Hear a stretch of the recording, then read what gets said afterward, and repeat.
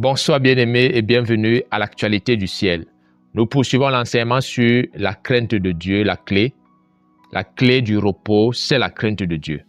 Nous poursuivons cet enseignement aujourd'hui et hier nous avons appris tellement de choses par rapport à notre environnement. En tant que leader, nous avons quelque chose à faire pour amener notre entourage à respecter Dieu. Et lorsqu'on s'inscrit dans cette lancée, lorsqu'on entre en action pour ramener les gens vers Dieu, Dieu s'assure à nous assurer la paix. Dieu s'assure à nous protéger. Pendant que nous prenons sur nous d'enseigner les hommes, de les ramener vers Dieu. Il est important de savoir que Josaphat n'a pas ramené les Philistins vers Dieu, mais il s'agissait bel et bien de ses frères. Donc je vais te dire, laisse-nous un commentaire et partage cet enseignement. Je peux aussi nous mettre un pouce, cela nous fera beaucoup plaisir. Josaphat a ramené ses frères. Ces actualités que j'amène à votre niveau, c'est pour vous ramener à Dieu. Que vous soyez serviteur de Dieu, que vous soyez simplement un frère, que vous soyez responsable dans une entreprise ou PDG, Dieu veut vous amener à le respecter. Le respect de Dieu n'est pas optionnel, c'est la priorité du ciel. Lorsque Jésus nous a enseigné la prière, il a dit, lorsque vous priez, dites, notre Père qui est aux cieux, que ton nom soit sanctifié, que ton règne vienne. Que ton règne vienne. Comment faire venir le règne de Dieu? C'est par la crainte de Dieu. Voici ce que dit à cet effet la Bible. Dans Apocalypse chapitre 14, le verset 6 et 7, il est écrit, « Je vis un autre ange qui volait au milieu du ciel. Il avait un évangile éternel pour l'annoncer aux habitants de la terre, à toute nation, à toute tribu, à toute langue et à tout peuple. Il disait d'une voix forte, « Craignez l'Éternel, donnez-lui gloire, car l'heure de son jugement est venue, et adorez celui qui a fait le ciel, la terre, la mer et les sources d'eau. » Jésus nous a enseigné en début de semaine qui nous devons craindre. Et aujourd'hui, la Bible déclare que il y avait un ange qui avait un évangile éternel. J'ai intitulé cette session « La considération de l'espace de Dieu ». Toute personne qui veut craindre Dieu doit considérer l'espace de Dieu. Il y avait un ange qui avait un évangile éternel. Et cet évangile éternel, c'était craigner Dieu. En d'autres termes, respecter Dieu. Le royaume des cieux ne badine pas avec le respect. L'ordre est une chose qui gouverne dans le royaume de Dieu. L'ordre est une chose qui régit le fonctionnement du royaume des cieux. L'ange a un évangile éternel. Et cet évangile, c'est craigner Dieu et donner lui gloire. Chaque fois que vous craignez Dieu, vous lui donnez gloire. Mais si vous ne craignez pas Dieu, vous n'êtes pas en train de donner gloire à Dieu. Aujourd'hui, j'ai l'impression que certaines personnes ne connaissent pas que ce verset existe. Savez-vous qu'il y a un évangile qui n'est pas éternel? Je prends l'exemple, l'évangile de la prospérité n'est pas éternel. L'évangile de la guérison n'est pas éternel. Moi, je crois en la guérison divine. Je crois que Dieu bénit et que Dieu élève les gens. Mais je peux vous dire une chose, l'évangile éternel, c'est la crainte de Dieu. Lorsque nous aurons fini avec les richesses sur la terre, lorsque nous aurons fini avec les maladies, qu'est-ce qui va nous rester? C'est la soumission à Dieu. C'est la soumission à Dieu qui va gouverner le monde à venir. Cette soumission à Dieu, Dieu nous laisse encore sur terre présentement pour que le monde sache que même si nous ne sommes pas encore parfaits, nous nous soumettons à Dieu. Nous respectons Dieu. Même si nous n'avons pas tout, quand nous voulons, comme nous voulons, nous respectons Dieu. Bien-aimé, prends conscience du privilège que tu as d'entendre cette parole. Prends conscience de la grâce que Dieu te donne véritablement pour que tu puisses revenir à lui. L'ange avait un évangile éternel. Cet évangile, c'est craignez Dieu. Et il devait l'annoncer à tous les peuples, à toutes les nations, dans toutes les langues. Vous devez craindre Dieu. Vous devez craindre Dieu. Aujourd'hui, j'ai l'impression que les gens vivent comme si Dieu n'existait pas. Pourtant, ils connaissent que Dieu existe. Ça ne les dérange pas d'être hypocrites. Ça ne les dérange pas de dire oui, je serai là, mais ils ne sont pas là. Ça ne les dérange pas de prendre des engagements et de ne pas les tenir vis-à-vis de l'Église, vis-à-vis de Dieu, vis-à-vis des frères. Ça ne les gêne pas. Mais je vais vous dire une chose. Dans le dernier livre de la Bible, dans Apocalypse, Dieu nous révèle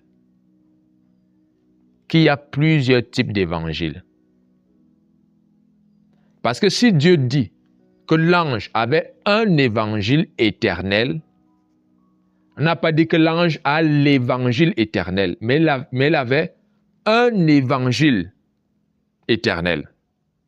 Cela suppose qu'il y en a plusieurs, mais celui qui est éternel, c'est la crainte de Dieu. J'entends quelqu'un dire Alléluia. Bien-aimé, ne t'amuse plus, toi qui t'amusais, toi qui prenais la vie de Dieu légèrement, toi qui pensais que respecter Dieu, c'est le faire lorsque tu es au milieu des frères. Tu montres comment tu es humble, tu montres comment tu aimes Dieu, tu dis Seigneur, je te désire, je t'aime. Mais une fois que tu sors de là, tu as la crête sur ta tête et tu ne penses même plus que Dieu mérite une attention de ta part. Il y a des personnes qui n'accordent l'attention à Dieu que lorsqu'elles sont dans un lieu, lorsqu'elles viennent par exemple à l'église. Lorsqu'elles sont dans une chapelle, dans une réunion, elles accordent du respect à Dieu. Sorties de là, Dieu n'a plus leur attention, Dieu n'a plus leur confiance, Dieu n'a plus leur respect. Je vais vous dire une chose. S'il y a un évangile éternel, cela signifie qu'il y a aussi des évangiles ou un évangile qui n'est pas éternel. L'évangile des démons n'est pas éternel. L'évangile des démons n'est pas éternel. Si vous avez un évangile qui n'a pour seul objectif que de dire que tel pasteur n'est pas vrai, tel autre pasteur n'est pas vrai, telle servante de Dieu est une prostituée, je peux vous dire une chose, cet évangile n'est pas éternel. Enseignez le peuple à craindre Dieu. Suivez l'exemple de Paul et de Josaphat que nous avons appris.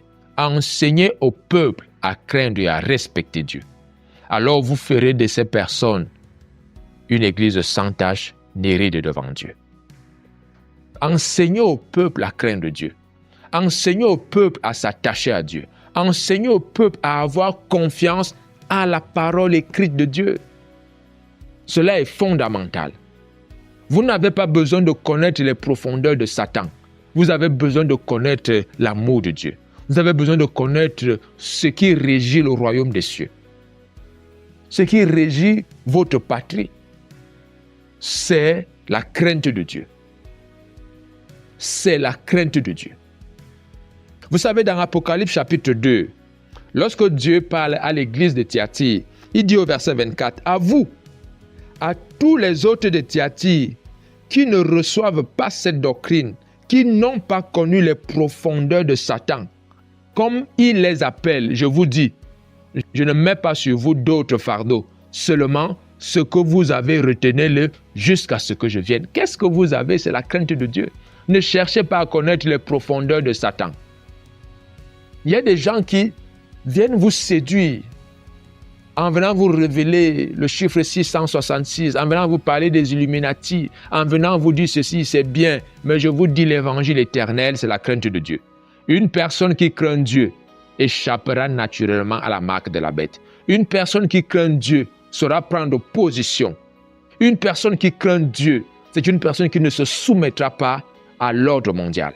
Bien aimé, je vais vous dire une chose. Vous n'avez pas besoin de connaître tout ce qui régit le fonctionnement des ténèbres. Comment les sorciers se positionnent, à quelle heure se lèvent-ils, comment ils vivent, comment ils dorment. Vous n'avez pas besoin de ça, vous avez besoin de connaître Dieu. Josaphat a enseigné au peuple la loi de l'Éternel, la parole de Dieu. Et ce peuple est revenu à l'Éternel. Et ce peuple étant revenu à l'Éternel, quelles que soient les urgences, voyez-vous, l'une des choses qui compromet le plus l'homme, l'être humain sur la terre, c'est l'urgence. Lorsque vous êtes sous pression, vous avez l'urgence de l'heure, vous avez déjà 40 ans, vous n'êtes pas marié, vous n'avez pas d'enfant, ça crée en vous les urgences. Ceci est susceptible de vous agiter. Ceci est susceptible de vous amener voir les 10 heures de bonne aventure. Je veux vous dire une chose, bien-aimés. Ayez foi en Dieu. Faites-lui confiance. Ceux qui se confient en l'Éternel ne se couvrent pas de honte. Ceux qui se confient en l'Éternel ne se couvrent pas de honte. Donc je vous encourage à ne pas abandonner votre assurance. Je vous encourage à continuer de lui faire confiance. Si l'ange a un évangile éternel, c'est pour le dire, c'est pour le publier, c'est pour le proclamer à toute la terre. Ceci veut dire donc que si tu dois considérer l'espace de Dieu, si tu dois considérer l'environnement de Dieu, c'est toute la terre. En d'autres termes, partout où tu te retrouves, sache que c'est l'endroit où Dieu est.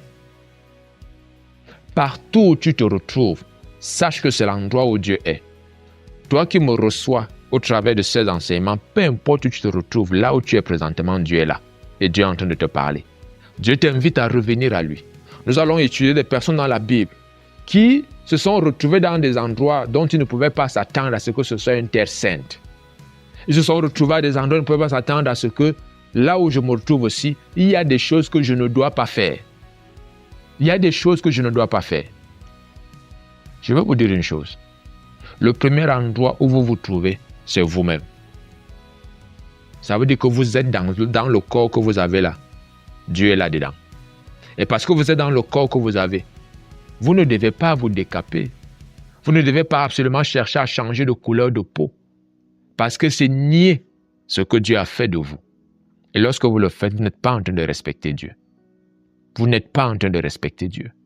Si l'ange a un évangile éternel, j'insiste là-dessus.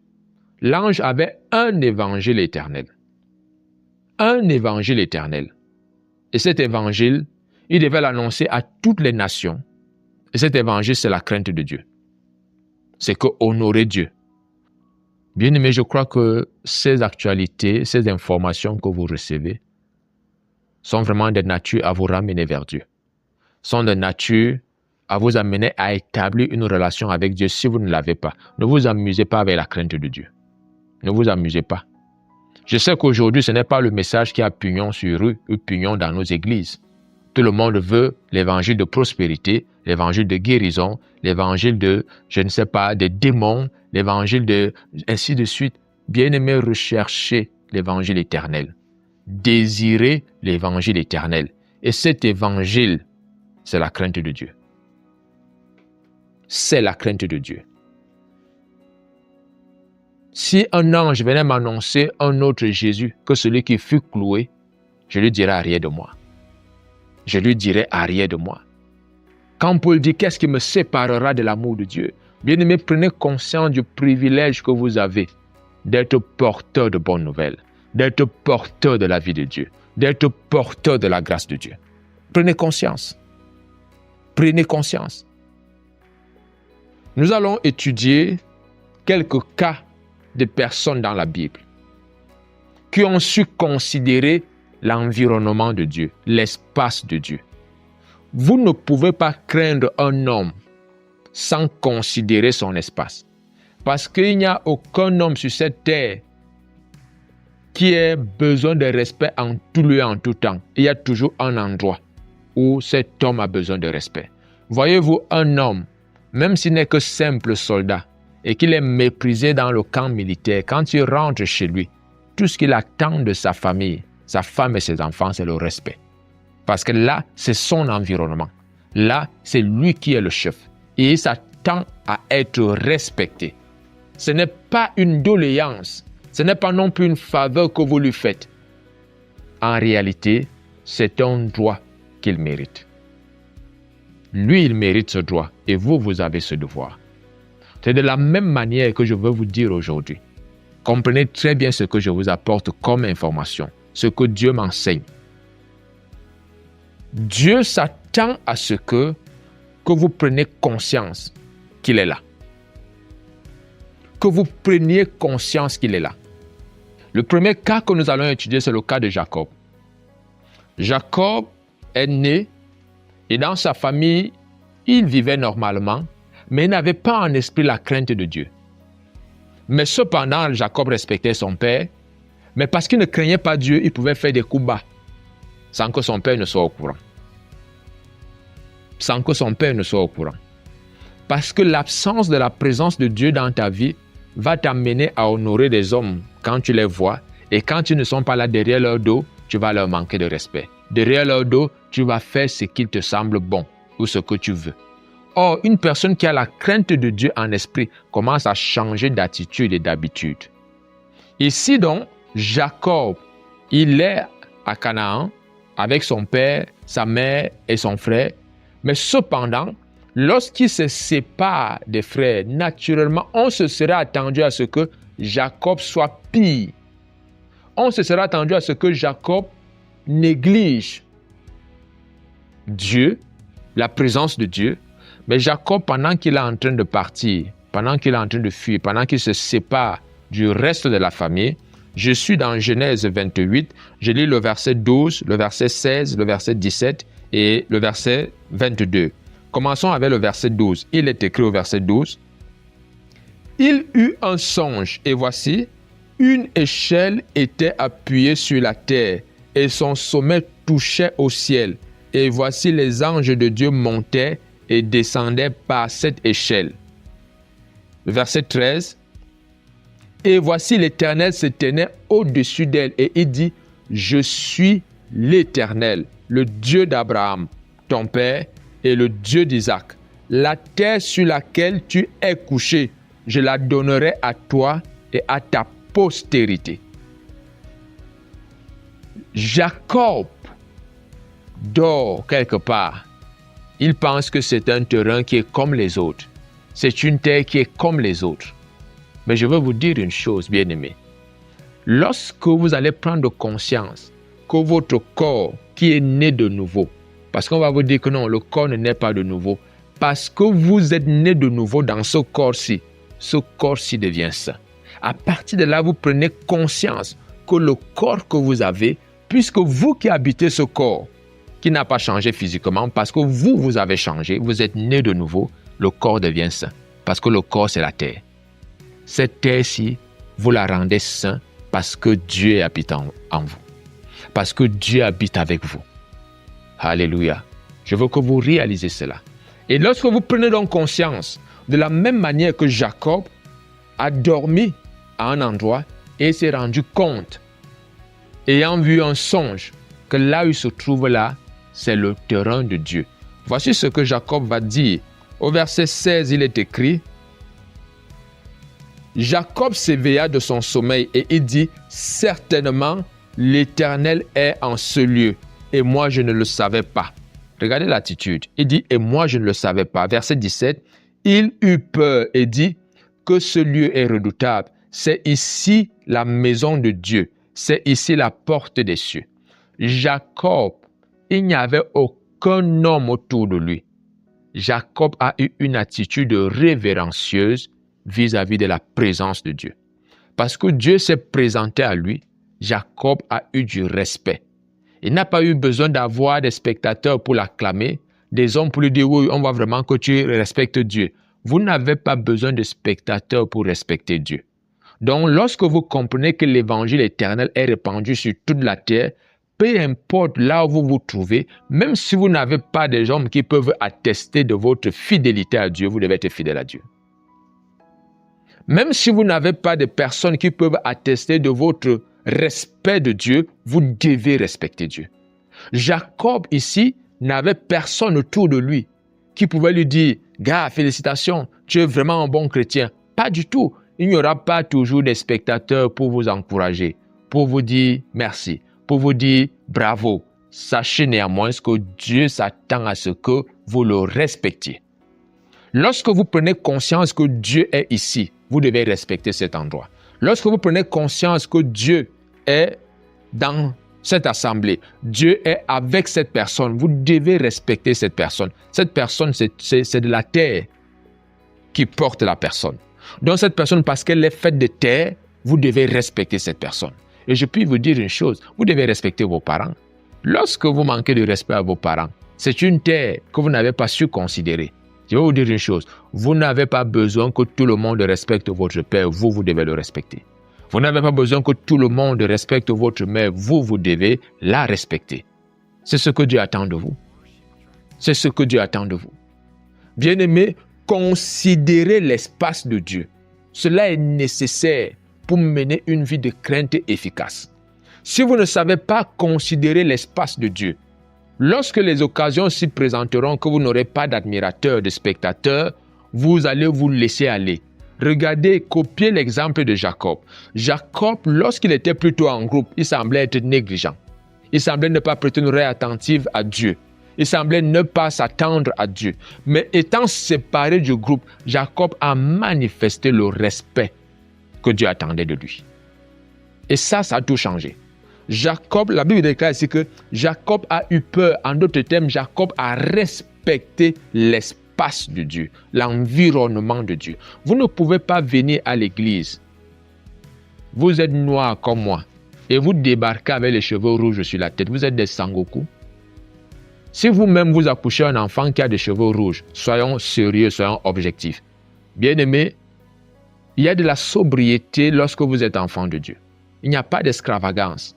Lorsque vous commencez à franchir certaines limites, lorsque vous êtes trop près de la frontière, que vous le vouliez ou pas, quelque part, la crainte de Dieu, soit elle vous a déjà quitté, soit elle est déjà en train de vous quitter.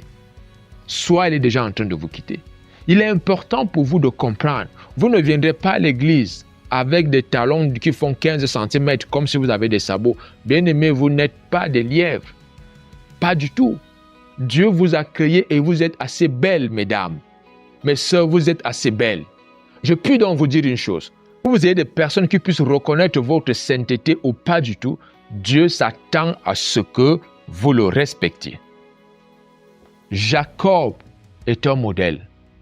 Jacob a respecté. Le verset 22 déclare « Cette pierre que j'ai dressée pour monument sera la maison de Dieu, et je donnerai la dîme de tout ce que tu me donneras. » Jacob a respecté Dieu. Ce respect l'a amené à faire un vœu, à prendre un engagement. Je donnerai la dîme. Et je vais vous dire une chose. Est-ce que vous savez que Jacob a donné la dîme comme il a promis à Dieu? Vous savez qui a pris la dîme de Jacob? Vous savez qui a pris la dîme de Jacob? Écoutez bien la révélation. C'est son frère Ésaü. C'est son frère Ésaü qui a pris la dîme qu'il a promis à Dieu. Donc lorsque vous donnez la dîme à Dieu, c'est à des hommes que vous donnez. Et vous ne pouvez pas donner votre dîme à Dieu si vous ne craignez pas Dieu. Si vous ne craignez pas Dieu, vous vous direz toujours, non, c'est beaucoup ce que je donne. Je vais vous dire une chose, la dîme, ce n'est que la 10e partie de votre revenu. Bien-aimé, craignez Dieu. La deuxième personne que nous allons voir, il s'agit de Moïse. Vous savez, Moïse a essayé de libérer le peuple par ses propres moyens, avec son timing, et ça n'a pas marché. Après 40 ans de formation, Moïse est devenu berger. Pendant qu'il est en train de perdre les troupeaux de son beau-père, Moïse vit une situation. Et pendant qu'il voit le buisson ardent qui brûle, mais qui ne consume pas, Moïse dit, je vais me détourner pour voir. Et pendant que Moïse se détourne pour voir, la bonne nouvelle, c'est que Dieu lui dit, halte Moïse, la terre sur laquelle tu te tiens est une terre sainte. Est une terre sainte. Bien-aimé, je vais vous dire une chose. Que vous le vouliez ou pas, il y a des endroits qui sont réservés exclusivement à Dieu dans votre vie. Il y a des endroits qui sont réservés exclusivement à Dieu dans votre vie. Lorsque vous commencez à donner cet espace à d'autres personnes, c'est un manque de respect vis-à-vis de Dieu. Celui qui a tes oreilles a ton cœur. Donc si tu n'as pas, si tes oreilles ne sont pas à la disposition de Dieu, ça veut dire que ton cœur ne sera pas à sa disposition. Si tes yeux ne sont pas à la disposition de Dieu, ça veut dire que tes oreilles et ton cœur ne seront pas à la disposition de Dieu. C'est la raison pour laquelle je vais vous dire une chose. Moïse se détourne pour voir. Il veut regarder. Moïse veut regarder. Dieu lui dit, Moïse, enlève tes souliers parce que la terre sur laquelle tu te tiens est une terre sainte. Vous devez donc discerner l'espace de Dieu pour mieux craindre Dieu. Vous devez discerner l'espace d'un homme pour mieux respecter la personne. Vous devez discerner l'espace de Dieu pour mieux servir Dieu. Je finis avec cet exemple. Je crois que cet enseignement va véritablement vous ramener vers Dieu. Je finis avec cet exemple dans le livre de Actes des Apôtres. Là, nous parlons de Ananias et de Saphira. Actes chapitre 5, du verset 1 au verset 11. Mais je vais simplement lire le verset 1, le verset 3, le verset 5, le verset 9 et le verset 11. Le verset 1, il est écrit: Mais un homme nommé Ananias, avec Saphira sa femme, vendit une propriété. Ce n'était pas une loi de Dieu, mais c'était d'un commun accord. Les croyants ont dit: voici comment nous allons marcher, afin d'honorer Dieu et afin d'encourager les frères. Ananias et sa femme avaient du terrain qu'ils ont vendu, ils avaient une propriété. Ils ont vendu la propriété et au lieu de faire comme tout le monde, comme les autres frères, ils sont venus avec une partie.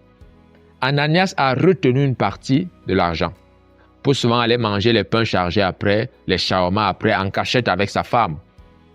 Et est venu seulement présenter une partie de l'argent. Lorsque vous agissez avec de la malice dans le cœur, c'est une preuve que vous ne craignez pas Dieu.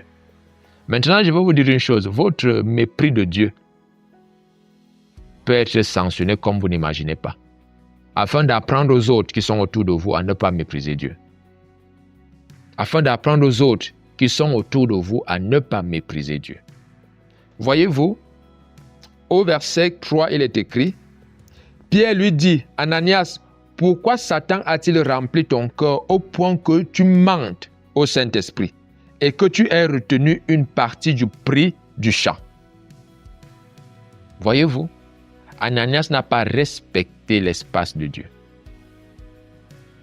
Quand il a formé son plan, son projet là où il était, il n'y a pas de problème.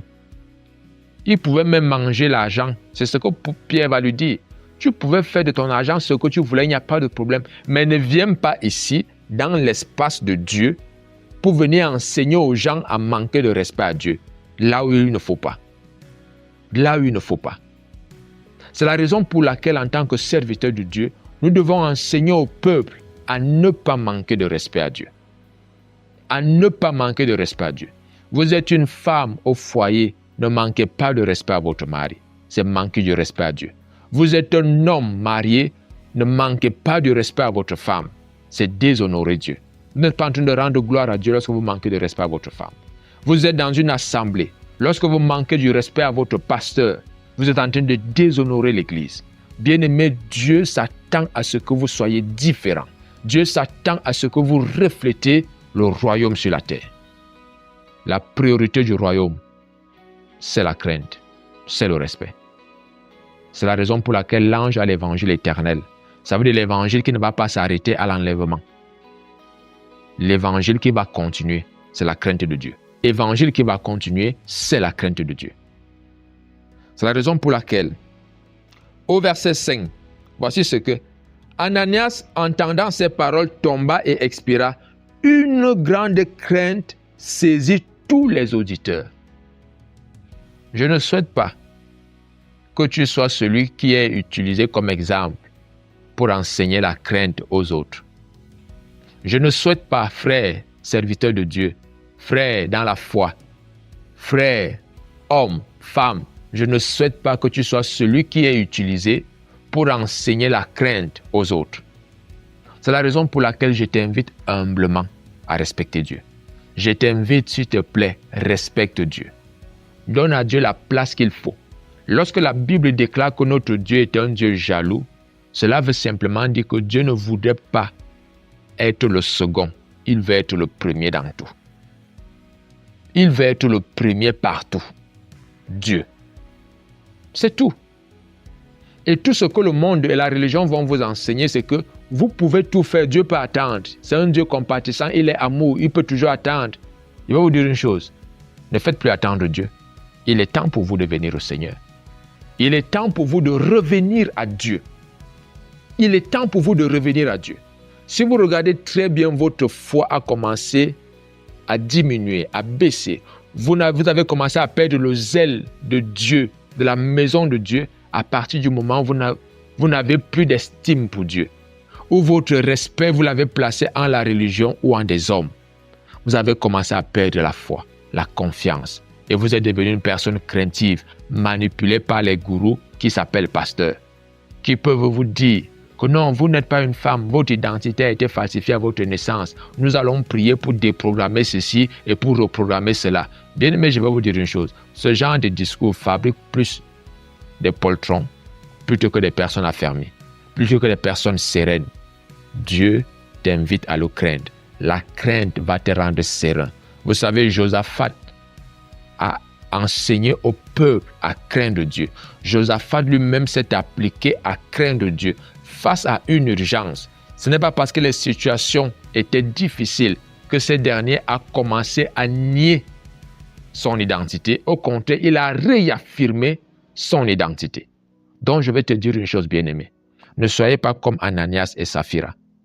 Ne soyez pas des personnes qui sont utilisées, qui sont frappées, qui servent d'exemple pour enseigner aux autres la crainte de Dieu. Respectez l'espace de Dieu. Je lis le verset 9, il est écrit, « Alors, Pierre lui dit, « Comment vous êtes-vous accordés pour tenter l'Esprit du Seigneur? Voici, ceux qui ont enseveli ton mari sont à la porte. Ils t'emporteront. » Le verset 11 déclare ceci. « Une grande crainte s'empara de toute l'assemblée et de tous ceux qui apprirent ces choses. » On dit quoi? Tous ceux qui ont appris ce qui s'est passé ont commencé à respecter l'espace de Dieu. On commençait à respecter l'espace de Dieu. Vous ne pouvez pas venir à l'église et vous faites n'importe quoi. Vous ne pouvez pas côtoyer des serviteurs de Dieu et vous leur manquez de respect à tort et à travers. Et vous pensez que non, c'est normal, nous sommes tous des frères. Frères, faites attention.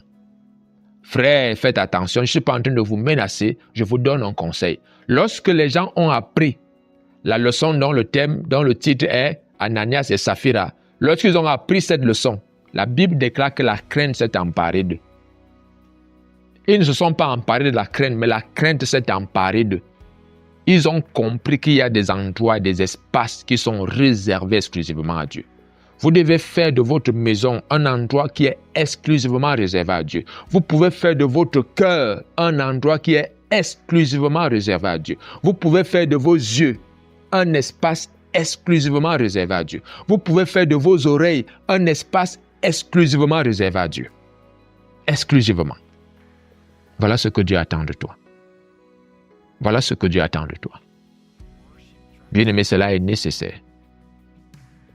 Je vous invite encore à réécouter ces enseignements, vraiment du début jusqu'à la fin.